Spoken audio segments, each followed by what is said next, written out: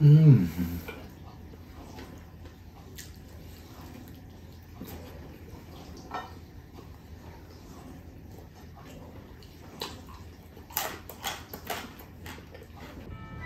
Yan, magpapakulo po muna ako ng buto-buto na maraming taba hanggang sa medyo maging crispy. Paprito sa sariling mantika. Kapag kumukulo na po, lalagay po ako ng atsuete oil. Para pag naprito yung karne, maganda po kulay. Saka yung pakbit po natin, maganda po ang kulay. Diba? Kapag naririnig nyo na pong kumikislot-kislot yung mantika, ibig sabihin, nagre-release na rin po ng mantika yung ating spare ribs na may taba. Haluin po natin para mag-isa. Ito po yung tinatawag na mag-isa sa sariling mantika.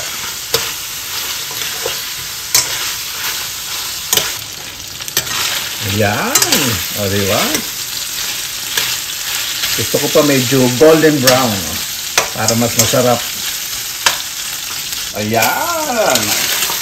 Okay na po sa akin to. Tabi po natin ang bagya. Tabi po muna natin katsokarat natin ha. Para makapagluto tayo ng maayos. Ipahinga muna ang alangal at bunganga.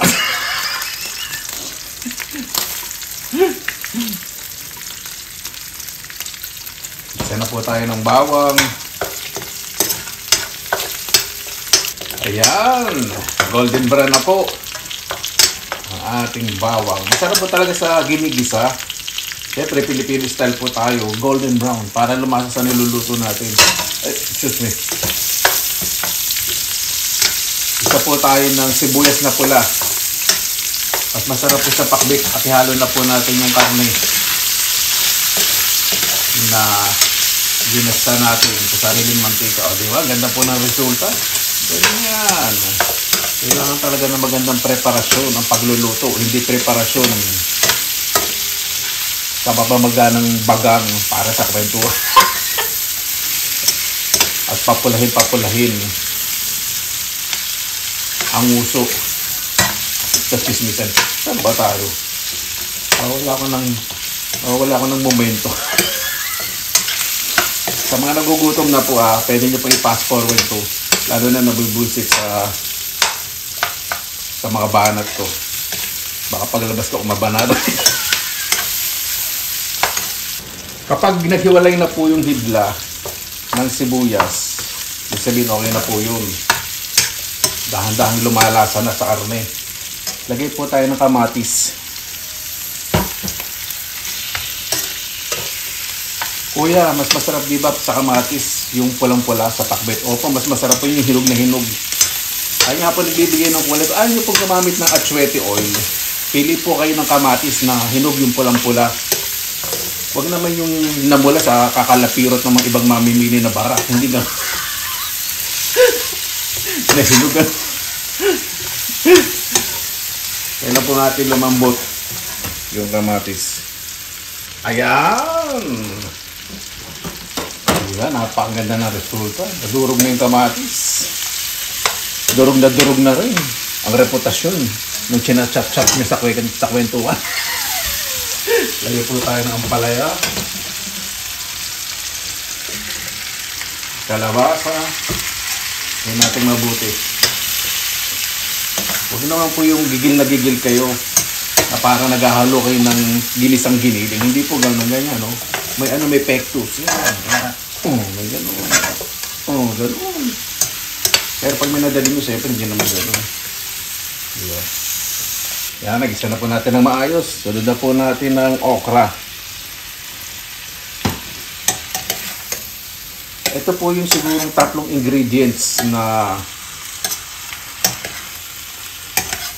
nakakapagpakumpleto sa lasa ng pakbet Ilocano. Siyempre, sa Ilocano naman po, sa Ilocos region, kung ano po yung available na gulay na lang po nila, ayun pong niluluto po nila. Marami naman pong gulay na pwedeng gamitin. May kanya-kanyang versions po. Kapag nag-isa na po ito, maglalagay na po ako ng bagoong boneless, bagoong na isda.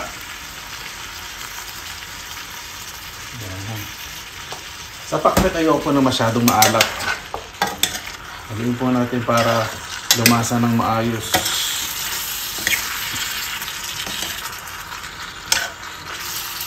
Just a second. Hold on.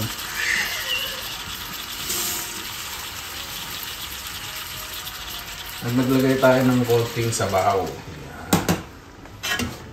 Para sa paggulo at dahan-dahan natin hinahalo, unti-unting lumalambot, lumalasa ang linamnam ng bawat rekado sa bawat isa. Yan. Ayan, luto na po. Ayokong overcook po yung gulay. Ayoko pong i-overcook. Ayan ko lang po dito siya sa kalan. Pinatay ko na rin po yung kalan. Kasi habang mainit, maluluto rin po yan ng dami. Diba? Napakaganda po ng resulta. Ayan, luto na po ang bagnet. Okay na po sa akin yung texture po niyan. Palalamigin ko lang po bago natin i-chop ng konti. Ang bagnet naman po, sa totoo lang, yung dry po talaga ang bagnet. At wala pong asin. Kaya nagpapasarap po dito yung mga sausawan at hinahalo po talaga sa pangrekado. Yun po talaga yung mga authentic na bagnet. Okay, ito na ang hiwain. Excited. Di ba? Crispy. Ang ganda. Ayokong miwala yung ano. Yan. Sobrang crispy niya. Humihiwalay na yung balat.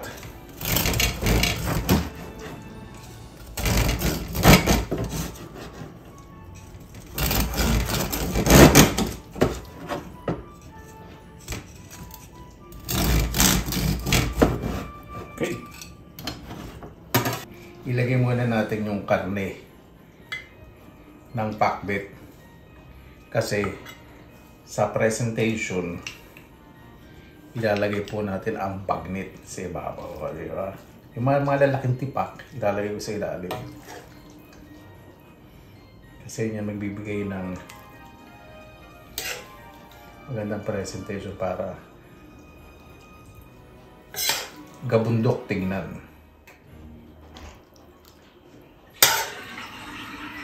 Excuse me po. At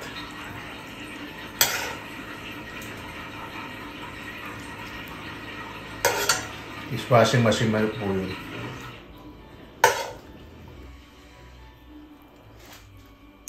O, diba? And then, lagay po natin ng bagnet sa ibabaw. Wala akong sasayangin hibla dito sa bagnet dahil ang tagal kong niluto to sa oven. Masarap din. Tingnan natin to.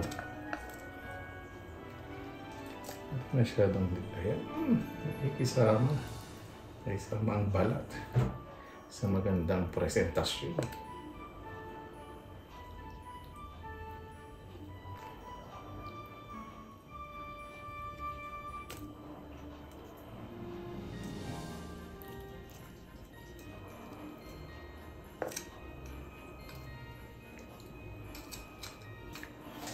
Yan, ready na po. Kain na po tayo. Mabuhay! Yan! Maraming salamat na naman po sa Panginoon. Kasama-sama na naman po tayo. Masasya na po medyo nakabuanit po ako dahil galing po ako sa labas at medyo nilalamig yung ulo ko. Yung bumbonan ko. Bago tayo sa pasalamatan po muna natin ang Panginoon. Panginoon, maraming salamat na naman po sa pinabilig niyo po sa amin sa araw po na ito. Naway ang bawat isa po, pakita na lang po ang positibong pananaw sa buhay, karanasan, pagpapalakas ng loob, pagkakaisa at pagmamahal. Kaya na po bahala po sa amin, sinusuko na po namin sa inyo lahat sa ngalan ni Jesus. Amen. Yan, nako po. Dali anong iinumin ko po ngayon, pineapple orange. Pisan muna natin sa orange juice. Ganyan po ang orange juice. Kapag 100% walang halong asukan, hindi siya kulay orange, walang food coloring o whatsoever. Yan, lagi tayo pineapple. Dali.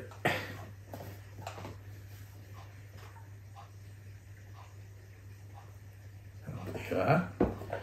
Uwi na. Sana na po ay naging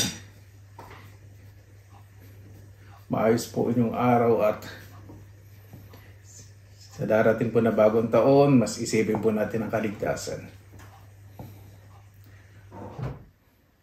Huwag po kayo makipagpaligsahan sa kapitbahay na mas marami silang paputok. Importante po, ligtas po at kompleto po ang parts of the body. Para laging puto itong ano, naparami tubig ko dito sa kanin. Rice cooker na kaginamit eh. Naparami pa tubig. Madali kasi ito kanina, sobrang gutom. Ay, ito muna.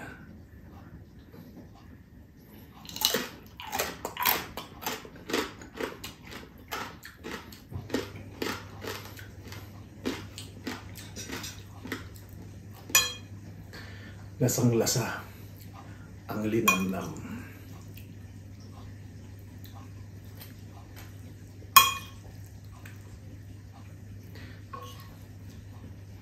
At diba, nilagyan po kanina natin konting tubig pero inabsorb kasi ng kalabasa sa ng mga gulay. So, mas lumasa yung mga gulay natin. Saka yung karne.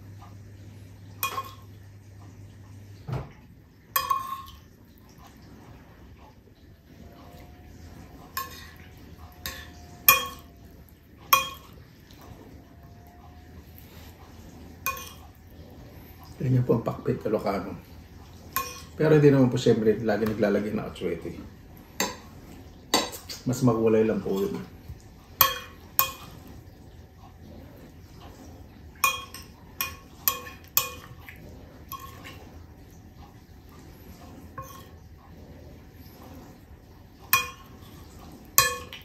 Kuya, ibus mo na kaya lahat sa plato mo.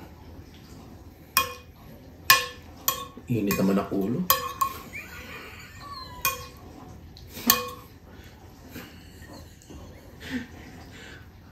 Alam mo, hindi ko alam iniisip mo, ha? Mga ganyang diskarte mo, eh. Depends masyado.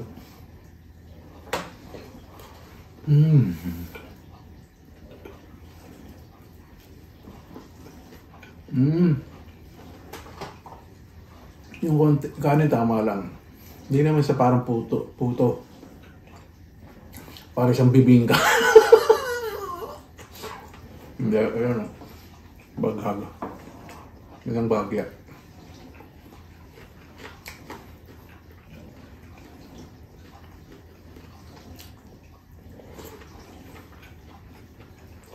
Huh?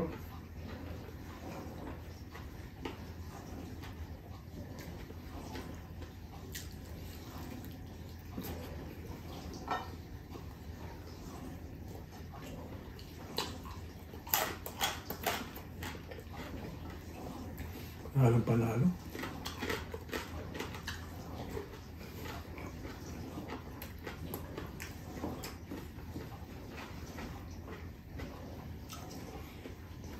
Sa mga hindi po gumagamit ng atsuete, hindi po lumalasa po yun sa pagpapakulay. Yun ang natural food color ng atsuete. O anato po. English na atsuete, anato.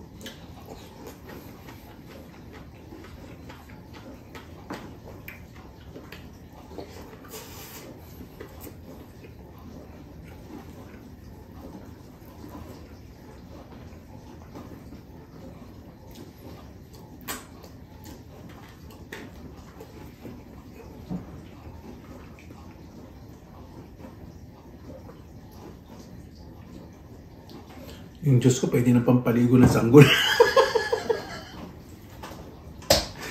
Ay, no? Panalo yung bagnet namin. No? Dahil naging mas lami, sabroso, karasa, manyaman.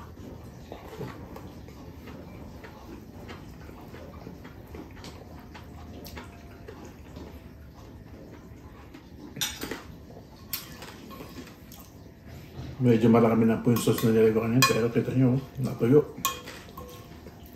Pero yung bawat lagkat dun sa gulay, lasa lahat ng rekado.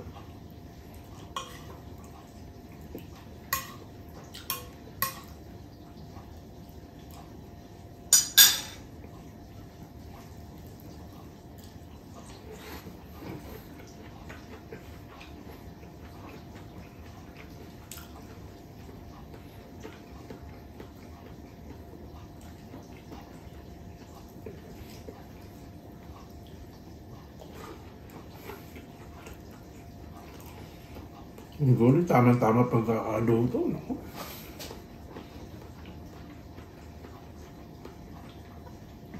Ito yung isa sa the best pakbet na naluto ko. Sa kabuang karir ko at reputasyon ko sa pagbablog.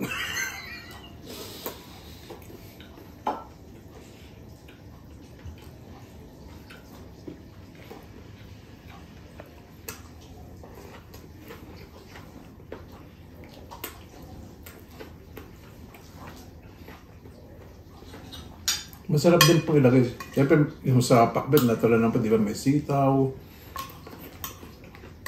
Masarap din po, sigarilyas. Sarap din po yun. Paborito ko sigarilyas. Isa sa paborito kong gulay yun, sigarilyas. Napakasarap.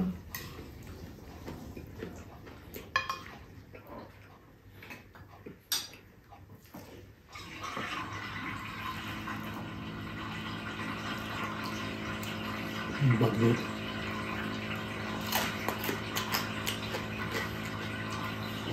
Yung bagnet po, pinakukulan po talaga ng matagal na walang asin. Tapos kapag medyo iba, pag malapit matuyo, nilalagyan ko timothy, iba hindi. Kasi matuyo lang po talaga. Tapos patutuloy, kaya bagnet po talaga, dry na dry, matigas. Iba, crispy. Pero pag namatagal, matigas. Pinahalo po kasi pang rekado, yan. Panghalo sa pakbet. Ngayon, hindi ko po hinalo kasi gusto ko malasaro po yung lutong ng balat ng bagnet.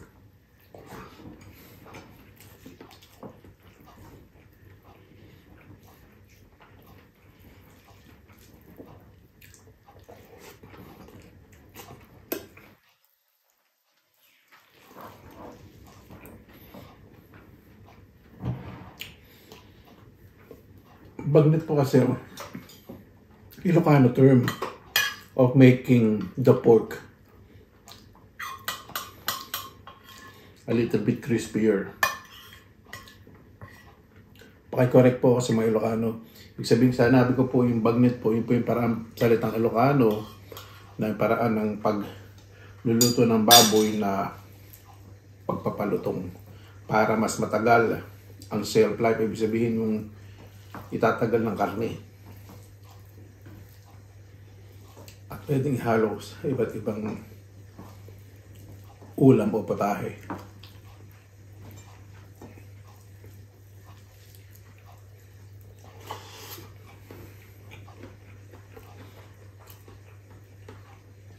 Ito yung ginis ako sa sariling mantika na baboy.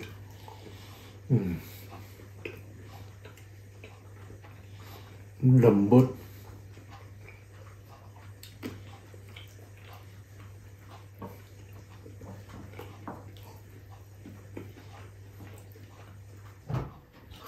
Talaga sa pakbet yan. Ang palaya ang hindi dapat mawawala. Siyempre kung iba nilalagyan ng kalabasa, nilalagyan pang kamote. Iba naman po, ayaw ng kalabasa, gusto kamote lang. Bayo ng kamote, kalabasa, bisan pinagsasa. Pareho nilalagay.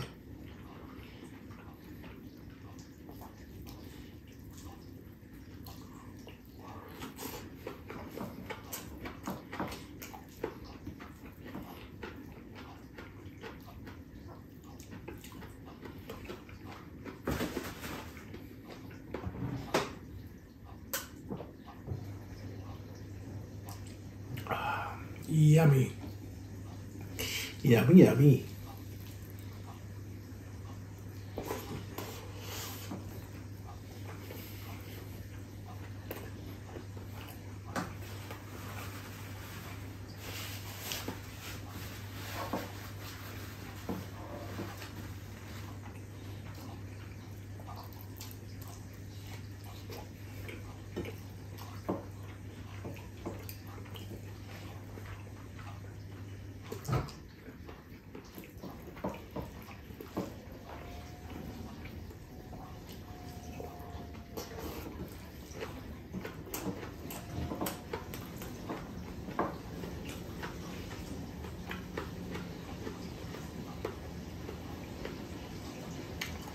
Masarap.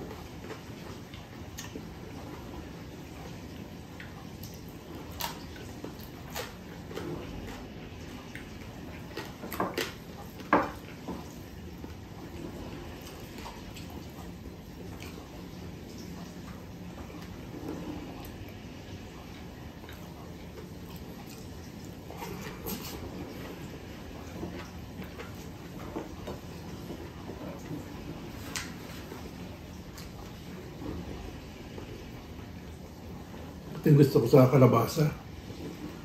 Mukha siyang matigas pero kinagat nyo.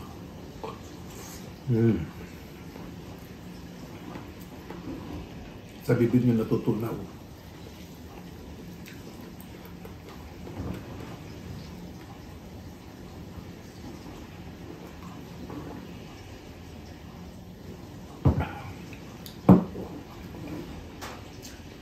Sarap pala maghaluan ng pineapple orange.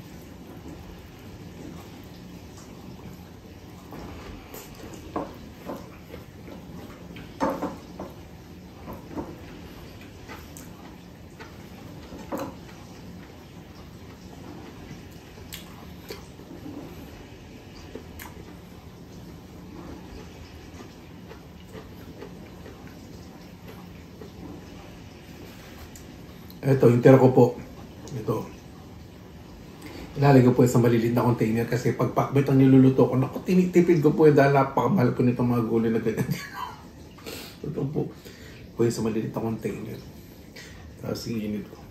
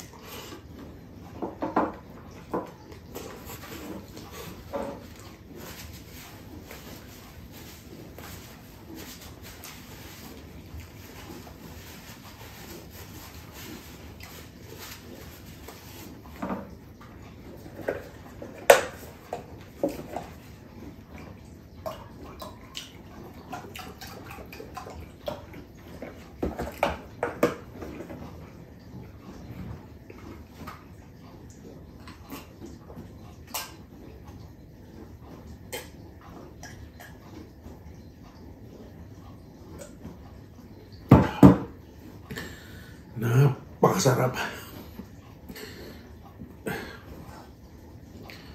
Mamaya, simutin ko yan. Paano pa bago tayo tapos pasalamatan po man natin ng Panginoon. Panginoon, maraming salamat na po sa binigay niyo po sa amin sa araw po na ito. Naway ang bawat isa po ay karoon po ng mapayapang bagong taon. Kompleto po ang pangatawan. Kaligtasan po ang hililing ko po para po sa lahat. Kaya po bahala po sa amin sa nasuuna po namin sa hila at sa kanya na Jesus. Amen. Paano po, maraming salamat na po sa inyong oras sa ilan sa pinilang alabay. Basta lagi po tayo positive vibes, good vibes. God bless you po lagi mo yung araw. Laban lang!